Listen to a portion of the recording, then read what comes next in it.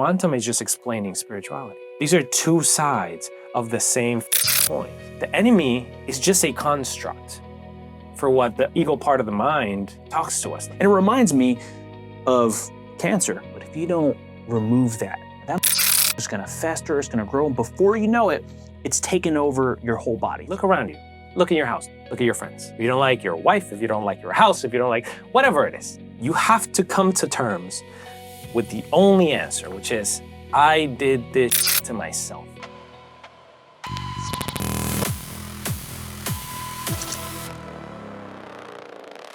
Welcome back to the It Show.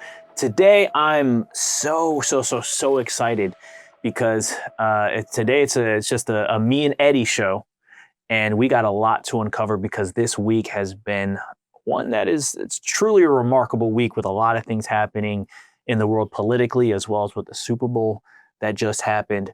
So before I dive into all of that, I want to bring on Edelio here. And Edelio, let's bring him onto the show, my friend. Hey, what's going on, brother? I'm also very excited. I've seen so much. I've talked to you so much about some of the things that I know we want to dive into this week.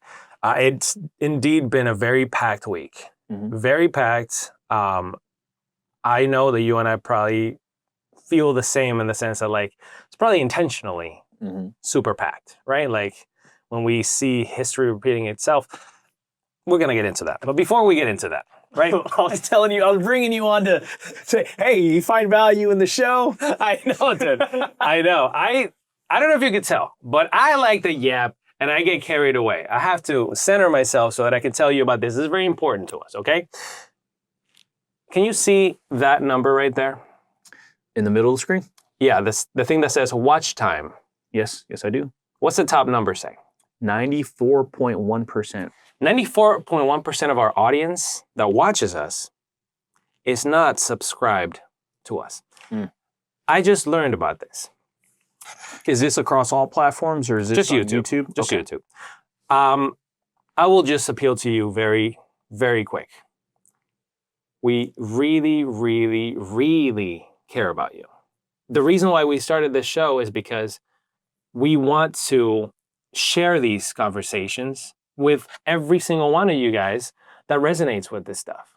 You guys resonate with what we talk about because it's true. We're not putting up a front. We're not talking about a script or something that we came up with. This is like live conversations. We don't talk to our guests beforehand to like tell them, hey, this is what we're going to talk about.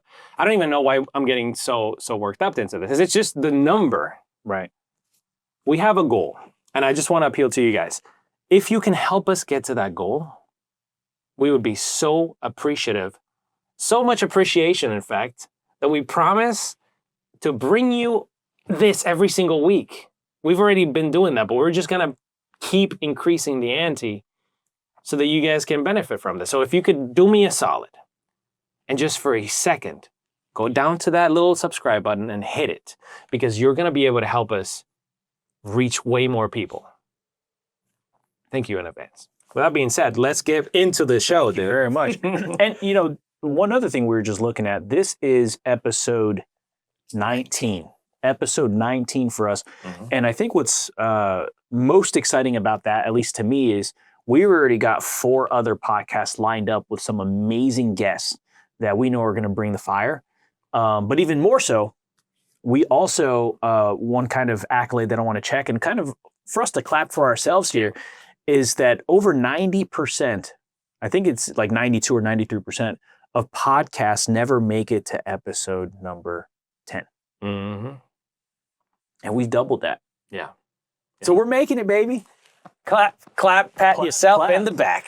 And I think, and I love that we're doing this and we're kind of documenting the journey because there will be a day that this is a big show. And our goal isn't for it to just be the biggest show on earth or anything. We want it to be valuable, but we know the message is important. So we know people will be subscribing, people will be listening. Yeah.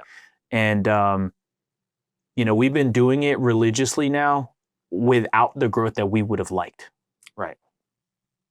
That's the biggest thing too, that most people talk about, but they never go through it because the honestly the courage that it takes to see the result that you are not working for. You're working for a specific result, and you're not going to see it for a long time. The hockey stick effect.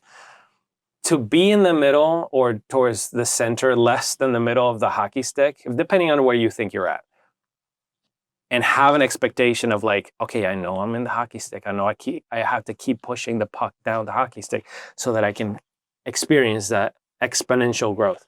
That hockey stick is so fucking long sometimes, brother. That's what most people don't realize is like, this is not a sprint. It never is, and in so many different ways. It's a marathon that like you're gonna be faced with speaking to the devil himself directly every single time that you hit a wall, Right. and you got to break through it. So, again, if you guys are watching and you're not subscribed, you could literally speed up the time that it takes for us to get out of that long hockey stick. Right. So please subscribe. Thank you. Yes. And you know, the other thing is too, and I think this would be helpful for everybody who's watching to also understand, we don't know when that J curve is going to hit. We have no idea. Yeah. So we're kind of just walking by faith, not by sight, because we don't know. Like if we knew for sure, hey, episode 23 is when shit blows up, then we would just say, let's race to 23. Right. But right now we don't know. Yeah. And that's really life. That's business. That's everything. If you're trying to go pro in sports, like the Super Bowl just happened, you don't know if you're ever going to make it pro. Yeah. You don't know if you're ever going to make it to the Super Bowl. And when you finally get to the Super Bowl, think about all those players, all those fans, all the people who lost. Imagine working so hard your entire life to finally get to the point just to not get there. And there's a lot of players who will never get that shot again. Yeah. I know personally what that feels like. Yeah. Yeah. The violence. Violin. Yeah. 100%.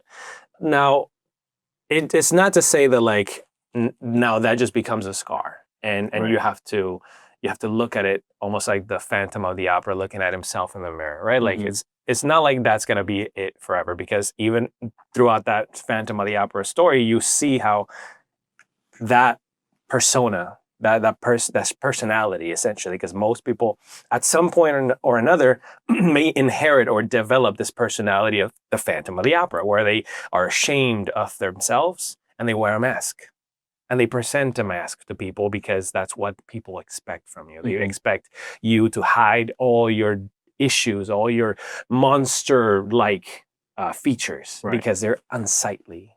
We don't want to see that. We want beauty. We want what we expect, right? It's a society versus personality, person experience.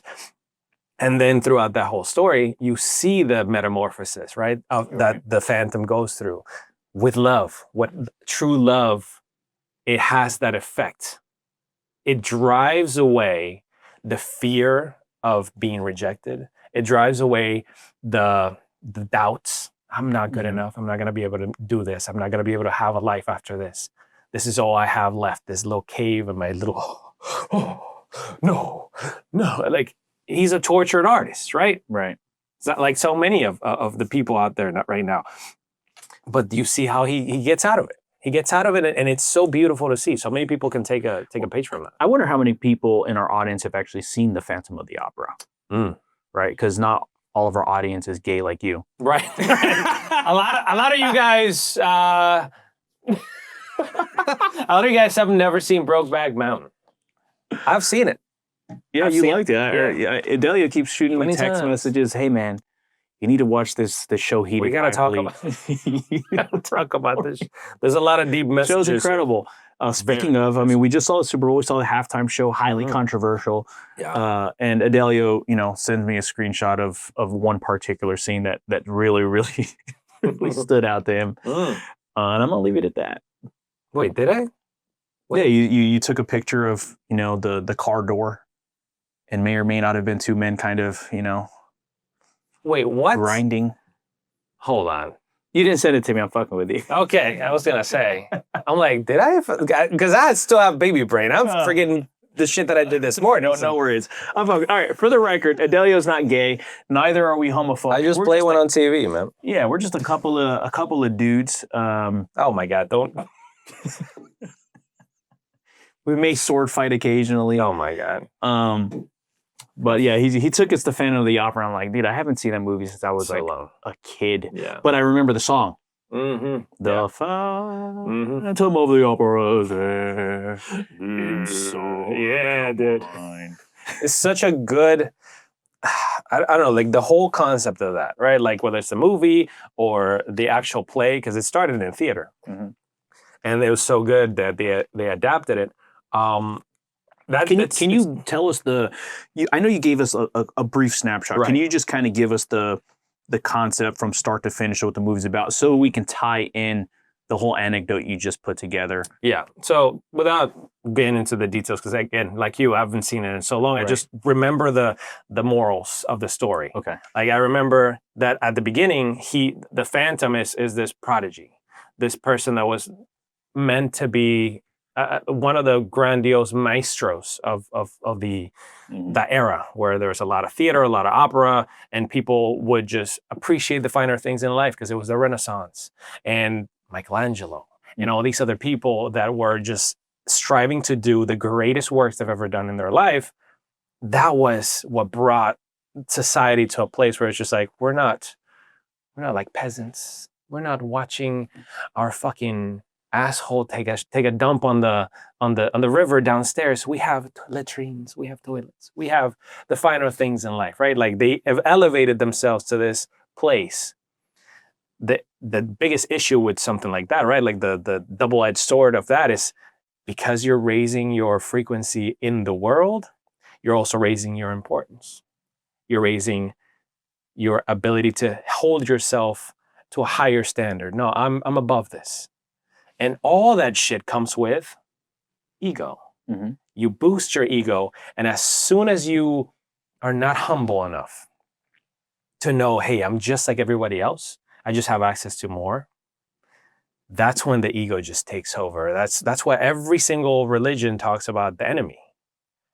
I low-key think, and I'm pretty sure a lot of people do too, the enemy is just a construct for what the ego and the ego part of the mind talks to us. That right? Like in the Bible, and I know I'm rambling. In the Bible, it talks about the enemy is like a roaring lion that's preying, just walking around, always circling you, waiting for you to make a mistake so that it can pounce on you. Because that's what it is. It's just preying on you. It's watching you. Mm-hmm. What does that sound like? It sounds like the ego. It sounds like something that's always with you, something you cannot escape, and something that doesn't have your best interest in mind. It just wants self-preservation. It wants to survive. Mm-hmm. And the only way it survives is if it separates itself from you. And it makes you think that you're not exactly what you actually are, which is not the ego, not the mind, something much bigger, much grander, much more eternal, Mm-hmm. if we're going to go that way. But coming back to the Phantom of the Opera, he goes through this horrific accident where now his face is horrifically disfigured and he's ostracized. People don't see him for who he is, what he can do. They just point out his flaws, right? Mm-hmm. Now they have completely written him off. And they're not even giving them a time of day because that's where the society got to. Society got to that place where like, we expect the finer things. We want beauty. When we go to the Sistine Chapel, we want to look up and be like, that's exceptional. Right. That's the only thing I want. I don't want any of this bullshit. I just want the best. Mm-hmm. And the Phantom of the Opera was not the best. At least it didn't look like the best. He appeared as something less than, something that they judged. And then But his skill set never changed. Never. If anything, his skill set became much, much, much better because what he had to do in order to still have his passion, the purpose that was driving him and keeping him alive, because most people don't even have that. And what happens? They enter that doubt stage. They might even kill themselves because they don't have the purpose. They don't have the drive. They don't have the why. His why was the art. His why was the theater. So what he ended up doing is he lived in catacombs underneath the opera house. And he would still underneath the catacombs, he developed a way to listen to the opera, to still be a part of it just from the shadows. Mm-hmm. Because he needed to be close to that. That was his purpose, his artistic expression. So in doing that, in being in the shadows where no one sees you, and you're just working away and doing your love, your craft, he developed this ability, this voice that was unreal. And because the catacombs also are the perfect environment resonance-wise, so that you can have the greatest amplification of your voice, that also helped, right? He had the environment that he needed to do his best work, even though no one saw him.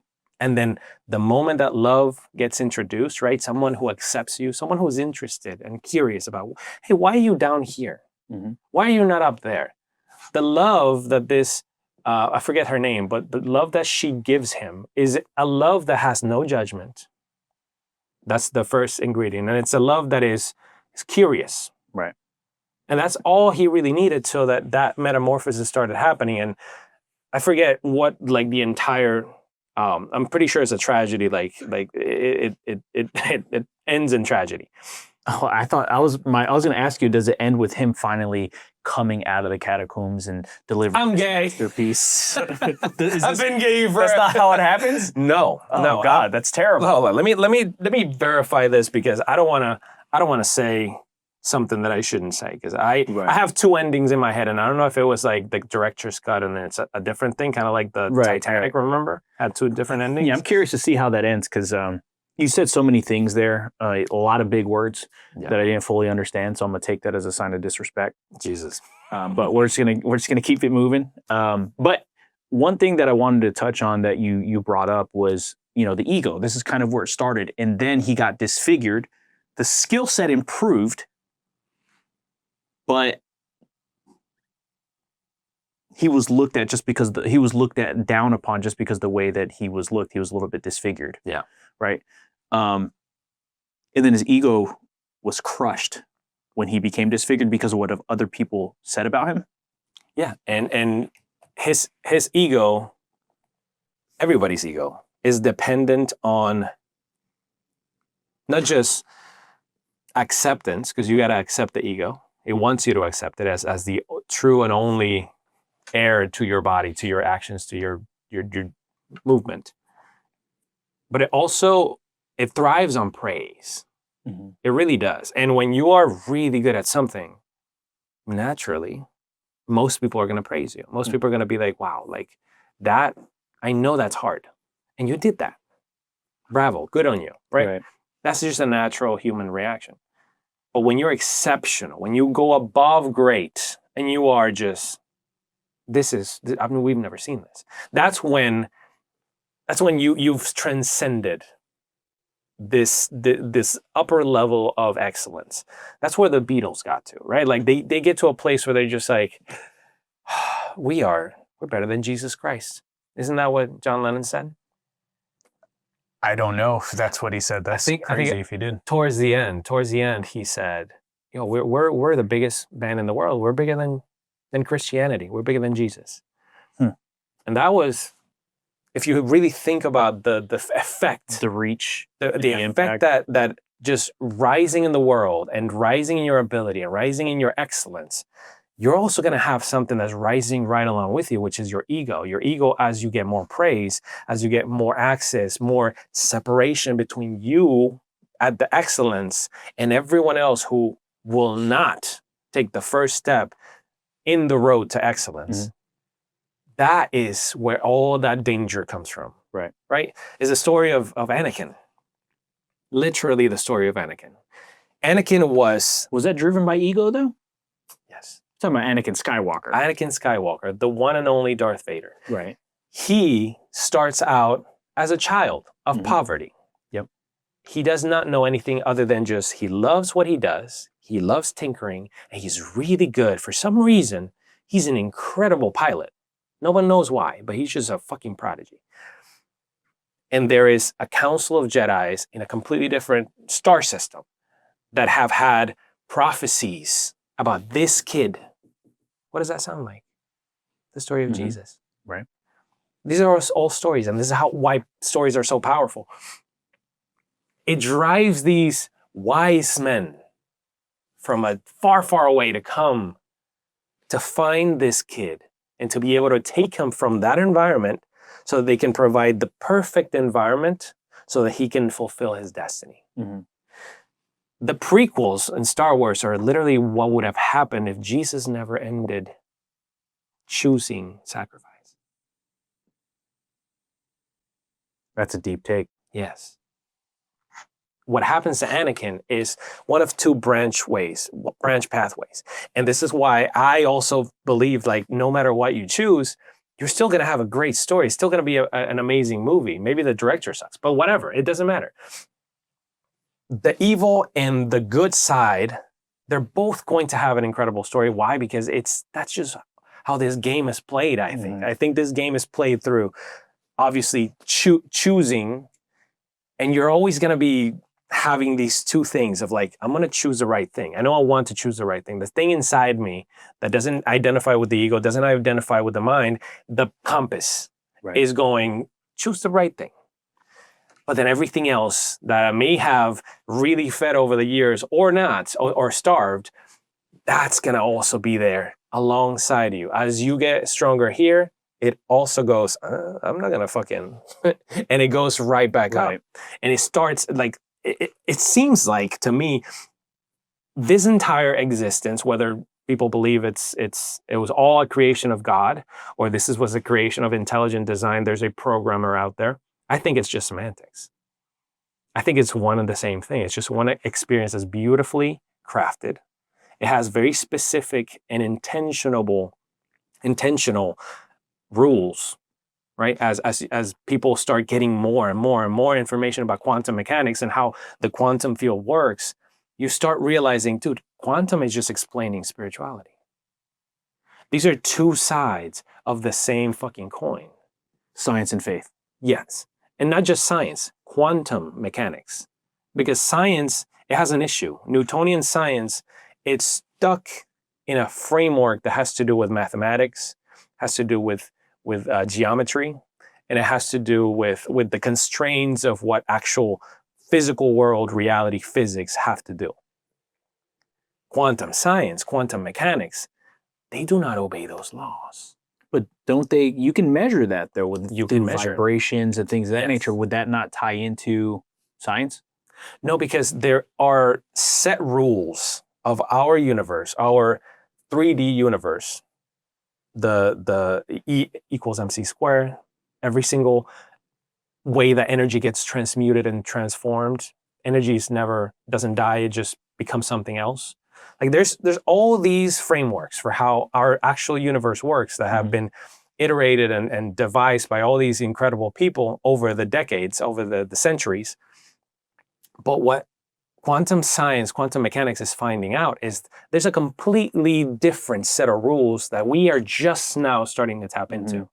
The whole slit experiment, how the actual viewer or the person that's actually present in interacting with what's happening is affecting the outcome.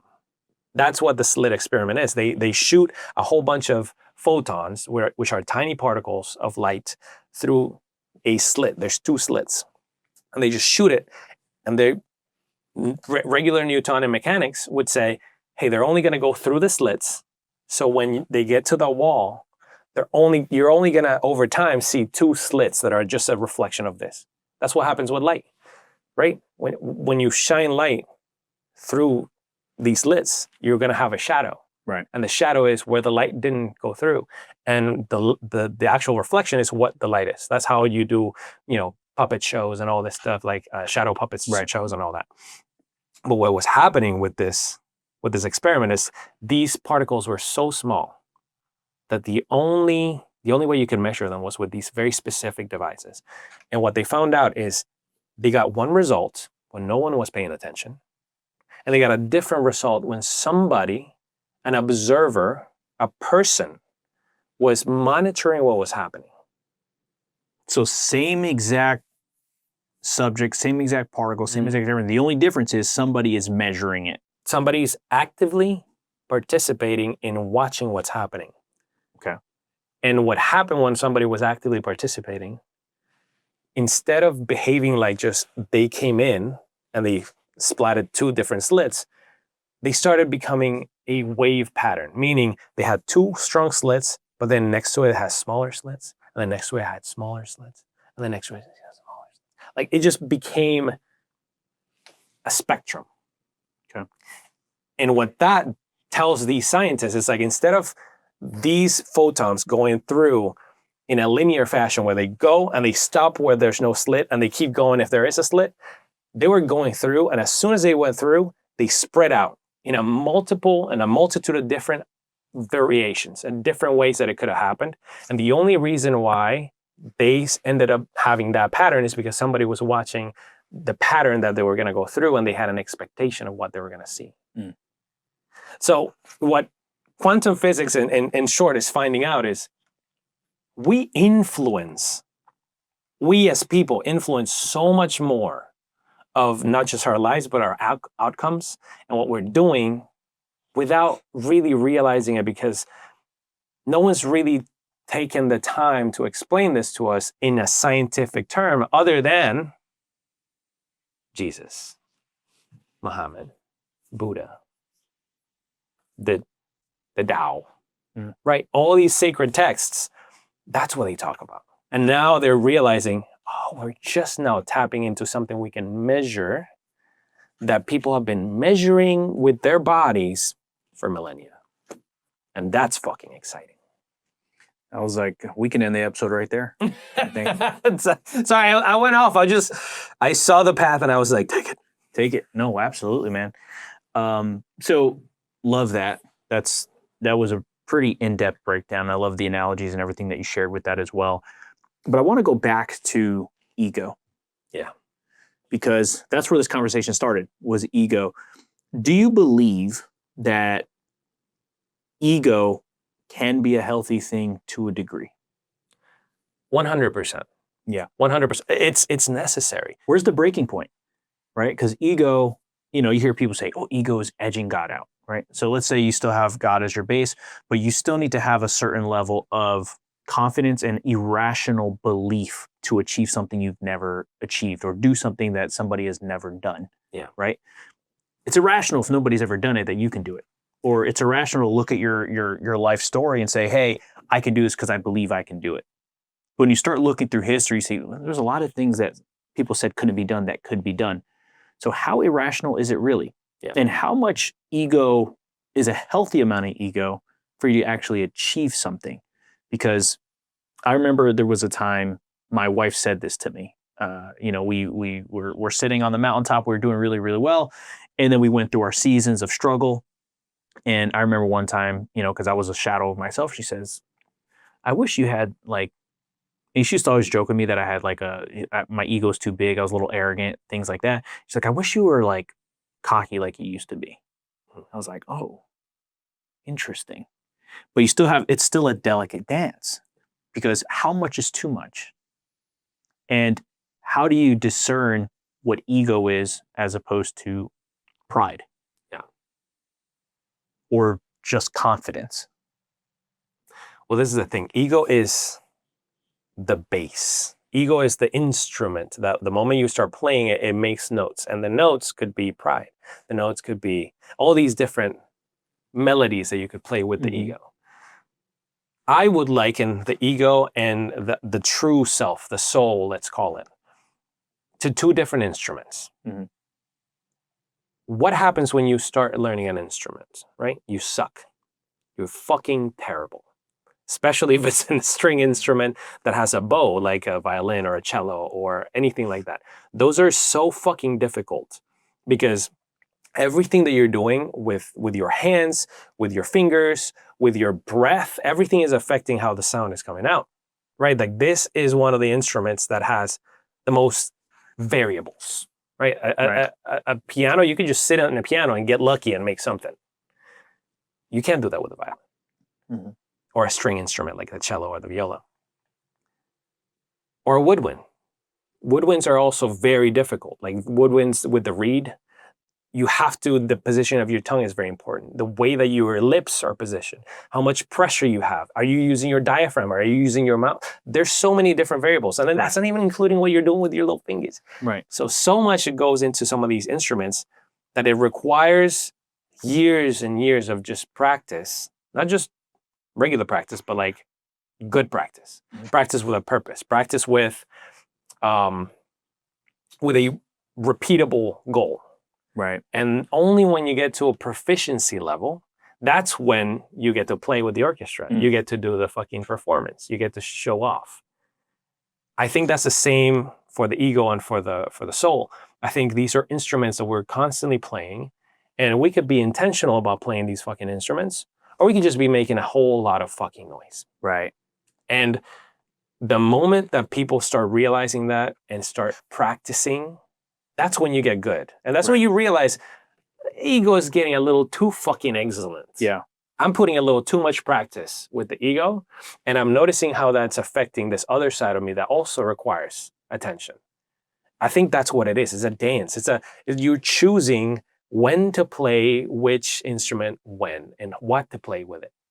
Yeah. And the more you get good at this shit, dude, that's where when you get to a mastery level. Can I chime in? Yeah.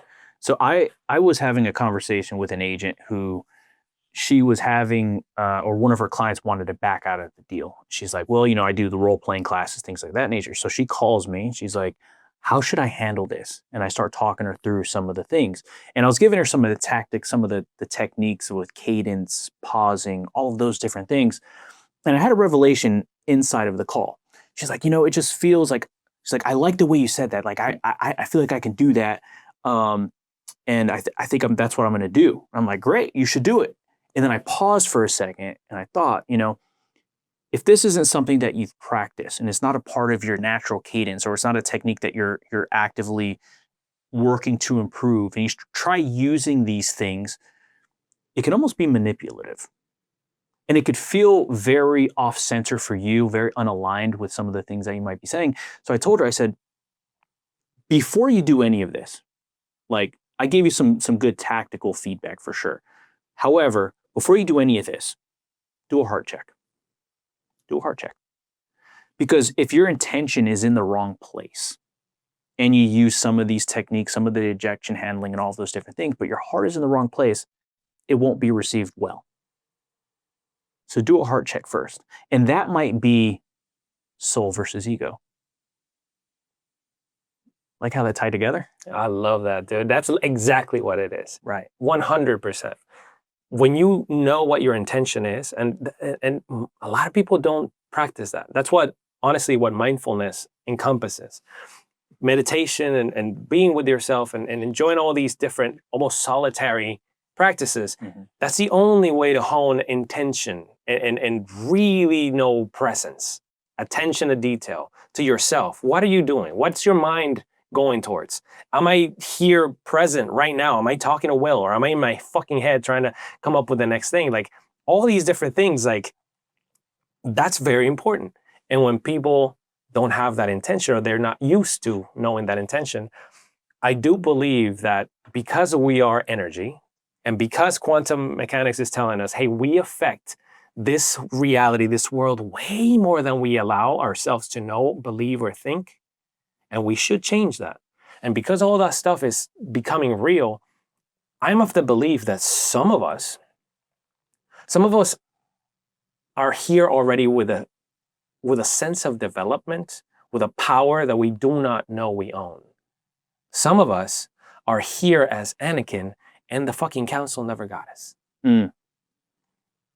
And because you don't know what you hold, the power that you have, that you came here with, that you're blessed with, you're almost like, we love anime in the show, Naruto. Mm-hmm. Naruto has, in the fucking whole story of him, he has this demon inside of him, this fox entity that gives him powers that most other ninjas in that world, in that realm, don't have. He doesn't even know how to tap into that. And the whole structure of the show is like him going through his trials and tribulations to hone the skill to manipulate, not just manipulate, but control this thing that typically can control him if let loose.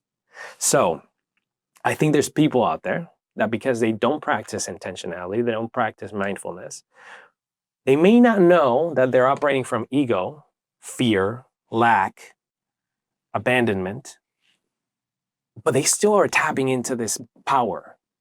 If ego is tapping into the power, what do you think you do? the more you tap into that power, the more you don't realize where you're operating from. You start becoming that second movie, third movie version of Anakin, Right. where he still has all this power. He still has all this ability. He still has all this skill that the council blessed him with. He has Obi-Wan Kenobi, one of the greatest teachers of all time, taking care of him. He's been charged with, hey, this is your responsibility. Right. And that's another character that most people sometimes don't overlook. Obi-Wan Kenobi's is responsibility and role in that whole story is incredibly important. And most people don't realize the pain and the doubt that he starts developing the moment that last prequel ends, when he has to kill, or he thinks he killed, his Anakin. disciple, right? Have you seen the show? The Obi show? Yeah. Oh my God. That's why I'm talking about this, because Right. they realized, oh my God, we fucked up. We've been focusing on all these different characters when Obi-Wan Kenobi is one of the most dynamic and incredible characters in that entire universe. The shit that he goes through, right? The way that he needs to come back from this valley of disappointment, walking through death. Like I thought this was gonna happen. You were the chosen one, Anakin. Right. Right? That level of destroying your own soul. Like, what did I just do? I created this fucking monster. Right. And how does Obi's story end? Obi's story Rhetorical ends, question, obviously. right? He ends with the sacrifice, right? Like Sacrifices himself. he ends up at a place where most of these masters, they are presented with the choice. Are you gonna take it? Are you gonna sacrifice yourself and fulfill whatever's after that, the next level? Or are we gonna side with the ego and try to self-preserve? Right. And try to hold on to, this is mine, this is my stuff, these are my riches. I worked hard for this shit, damn it. Right. Uncle Sam ain't gonna take a fucking penny. Or are we gonna just realize, hey, this is a dance we're doing. And we're getting really good at this one. That's why we have all this stuff. But if we don't realize that this one's getting really good, the other one's getting bad, and it needs to come back. The Chinese talk about the yin and the yang. It's a force that's constantly fighting with each other, always at play, always wrestling. As one rises, the other one rises. The light and the dark side of the force. As one gets stronger, the other one has to get stronger to meet it. Right. This is why I fucking hate when coaches go, you have to kill this version of yourself. You have to kill. You don't kill anything. We're like snakes. We shed skin. And we don't realize that, like, part of the snake still is that thing that's constantly could be eating itself. Such a good point, because this morning it's cold out, right? It's been cold for the last few months, really, or last couple of months rather. And it's been really cold. So my grass is like dying. It's all brown. But the only things that are not brown are the weeds. Weeds are sprouting up. And I didn't even know we had weeds, all right? But they're sprouting up, and I'm like, oh, that's interesting, because I haven't had to mow my lawn for the last little while here, because what's the point? And I start seeing weeds growing, and I'm like, So I started Googling. I'm like, why are weeds growing when everything else is dying? And what it said was, they have really, really deep tap roots, because I started pulling some out, right? It has really, really deep tap roots. If you pull and you cut it from the top, they will still continue to grow, because really, really, really deep down there, they're storing energy. And the way that weeds grow is it's constantly the yin and the yang. You have grass when it has good soil, it's flourishing and it's competing for growth with the weeds. When you don't have good grass or you don't have good soil, it's no longer competing, and now weeds are allowed to grow, and they sprout and they grow, and they overwhelm the grass. And now they're sprouted, they're huge, and you see them, you're like, holy shit, where did this come from? And it reminds me of cancer, right? So when we talk about cancer, you think about like, hey, I have this tumor here, and it's so small. But if you don't remove that, what happens? It grows. Fucking grows. And if you allow even just a little ounce of that, that motherfucker's gonna fester, it's gonna grow, and before you know it, it's taken over your whole body. It's taken over your garden. It's taken over your lawn. Mm-hmm. The same is true for our mind. You allow that little seedlet of doubt. You allow that little seedlet, we like to call it our bitch voice. Yeah. To tell you something is okay when you know you're compromising your own values and what you believe in.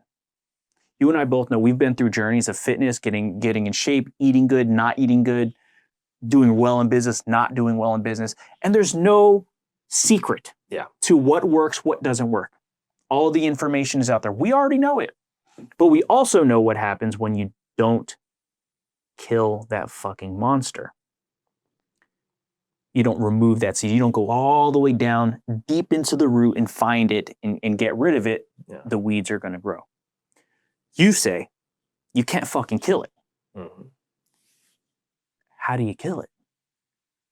I'll allow you to say it, and then I'll share my point, my thought process on that. I think we align on this, and that's it's such a strong way of visualizing what this concept is, because it's literally how Jesus spoke. He spoke in parables, right? This is the way that most distilled knowledge gets passed on, is by, hey, I can't really put this into words because there's no words to explain what's happening in the quantum, right? There's no words to explain what's happening in the higher dimensions. There's no language can speak the words that describe what the experience is. So the best I can do is tell you a story that has the closest thing to it, because you know it, because you may have experienced it. You may be experiencing it right now. Mm-hmm. So it's fresh. You could really see and connect the dots. That's the only way. And Jesus knew that. That's why he spoke in parables. He's like, you gotta dumb it down with this guy. Well, dumb it down. I think they you know what they say about dumbing things down? Yes. Simplicity is the ultimate genius. 100%. Alex Hormozi talks about that. So show me your genius. Well, I think the biggest part of that weeds versus garden analogy is the reason why, even if we get down to the roots and take it out, there will always be weeds, is because weeds like to survive. And they have figured out ways to survive. They have figured out ways that, like, hey, if I'm in this environment and I'm in the ground, I got a little storage down here. But I've experienced, hey, they take my shit, I'm gone. So now what do I have to do? Let's look up here. Let's see what else is up here. Maybe we could store some stuff in there, some energy, some Voldemort Horcrux that will live on after our physical body's gone. Okay. This is where the genius of all these stories is. Because the Horcruxes keep fucking multiplying. Weeds, they spread through pollen too. They'll figure it out, hey, if they take me out down here and they take all the stuff that I'm hiding away deep down from them, I'm done. I have to figure out another way.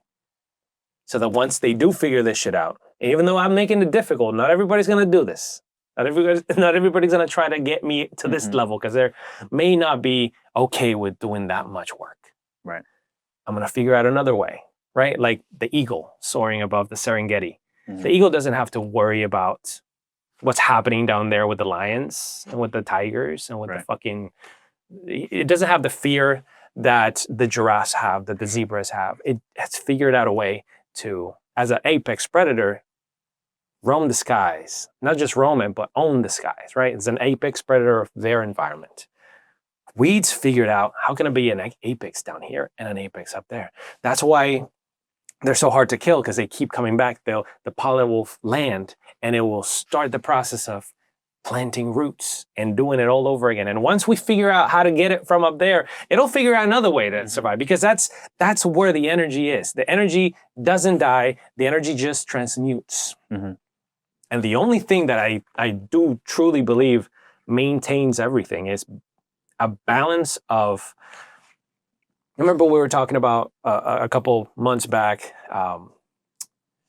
how I feel like when we move from one side to the other of the experience, when we're doing really well, when we're doing really bad, the longer we spend in one side or the other, the longer we have to really try to get the other one back to bring it back into alignment. There's almost like a teeter-totter effect. Right. That happens with the brain too, with chemicals. But it's one of those things where I feel like the shorter we make the movements, the shorter it just becomes. It looks like a line because we're ping-ponging back so fast that it looks straight. And I don't think there's ever like a straight path for anything. It's just you get so good at playing both instruments that it kind of looks like they're playing at the same time, and they're not. You're just jumping back and forth. And I think what that looks like in a lawn is the lawn now has the numbers. We're going to suffocate this weed, and we're going to keep it under control, all right? That's what our immune system does to cancer. We're going to suffocate this fucking thing, and we're going to keep it under control because it keeps fucking showing up. It keeps showing up in the food that you give us. It keeps showing up in the fucking water that we're drinking. It keeps showing up in the fucking pieces of credit cards that we have in our fucking liver. All this shit, right? Always there's a little bit of cancer always growing, and then the immune system is strong enough to suppress it. But if the environment changes, if it gets cold, if there's not enough sunlight, if we start thinking about the wrong thing, if we start listening to the doubters, if we let the environment change, our grass is gonna fucking look gray, man. And that's the moment that the weeds go, it's time to grow. Shit. That was good. Hey, listen, That was fucking cook great. with that one, baby. That's some. We're just gonna start calling him Pastor Eddie after the movie. I need a congregation. That was great. That was good. I heard yesterday that a church is not a building. It's where three people meet. Yeah. Which exactly. I thought was really profound. It really is. Yeah. And it's very true. Right now, there's a church happening on YouTube. If you think about it. I like that. Well, as you were speaking, because we definitely align on this. As you're speaking, another analogy came to mind is, airplanes, right? Autopilot. What people think when you're on autopilot, it just takes you in a straight line, but it's constantly actually just doing this. It's constantly redirecting to make sure it stays on course until you finally get to the destination. But what it does really well is it manages the movement, so you're not all the way over here and then you got to go over here. Yeah. So true. But if you're not measuring what's happening, like for example, if I'm not cognizant of the fact that hearing you complain or allowing myself even to complain about something that's irrelevant, that's not important. I saw a study the other day that complaining about something just rehearses in your mind the feeling that you have, so it'll make you feel more worse about whatever the hell you're complaining about. As opposed to if you just say, fuck it, it is what it is, and just keep moving. And then choosing to focus and not rehearse this problem, but instead let me rehearse what I actually want in my life. Yep. And that's what it's all about, man. If they always say what isn't measured can't be managed. Yeah.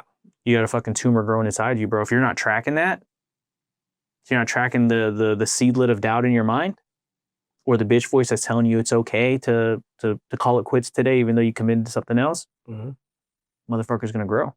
It's gonna grow uncontrollably. And the first step, and we heard this with Dr. Frazier last week, the first step is ask yourself a question.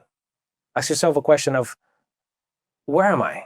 Like, let's land into the body, get out of the head, land into the body, do whatever you need to do. Okay, I'm here, look around you. And Eddie Frisella talked about this recently too. It's like, look around you. Look in your house. Look at your car. Look at your friends. Is that what you want? Because that's what you got, because what you've done. That's what you've earned. If you don't like any of that shit, if you don't like your wife, if you don't like your house, if you don't like whatever it is, you have to come to terms with the only answer, which is, I did this shit to myself. No one else had a hand in it. No one else forced me to do this, put that shit in my mouth, fuck that chick, do this. No one. Everything you have in your life is because of you, because of what you did. And that's right there, the dichotomy, the fucking monster under the catacombs of the opera house issue. Are you going to choose to still be in the shadows, or are you going to choose to be like, you know what? I did this to myself. Mhm. I accept it. And that's going to hurt. That's going to hurt beyond anything that anybody can believe. What I'll tell you, though, is that it's also the most empowering thing that you can experience, because once you start taking 100% accountability of whatever it is that's going on in your life, the good and the bad, all of it, and you take 100% accountability and you blame yourself. Tony Robbins says all the time, like, blame yourself intelligently. Blame yourself for the good things, blame yourself for the bad, but find the gift in all of those things. Once you do that, you realize, if I'm in control of all the bad shit, that means I'm also in control of all the good shit. And if I'm in control of good and bad, then I can create more good by changing the lead indicators that ultimately lead to the lag indicators, which are the results. Yep. Oh, this is a great fucking episode, man. And we didn't even touch the fucking Epstein files. Didn't even touch the fucking Epstein files. You know what? Yeah. So we're gonna have to do another episode, but we're out of time for today. Yep. Because man, that was a great episode. Yeah. I felt like I was interviewing you. I felt like I was interviewing you. Oh, shit. Well, that's what makes a great duo. Yeah. I'm excited for this episode to drop. If you guys have found value in this episode, which if you listen to this entire thing, I don't think it's even possible that you didn't find value. If you find us funny, because I think we're hilarious, drop a comment, subscribe, give us a follow. It would mean the world to us. And if you would like us to tackle a particular subject, something that you have identified that people are afraid to cover, politically, whatever the case may be, spiritually, let us know what it is, because we want to tackle those subjects, because that's what this show is about. It's about thinking independently, not following the herd, and coming to our own discernments ourselves. So with that said, Edelio, you want to wrap us up? Yeah, man. Thank you guys for watching. Make sure to subscribe. I can't say this enough. You guys are watching, and I am glad that you're watching, but we really do need your help to achieve these next goals that we have. We have new segments that we're going to be talking about.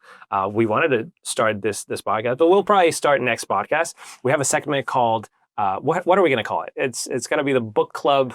No, it's not going to be called book It's club. a book club. Yay, We'll figure it out. Right now, the concept that we're juggling is one that I'm actually really excited about, because we are both readers, as you can probably tell. But we're going to start reading books together and tackling some of the subjects that we've learned.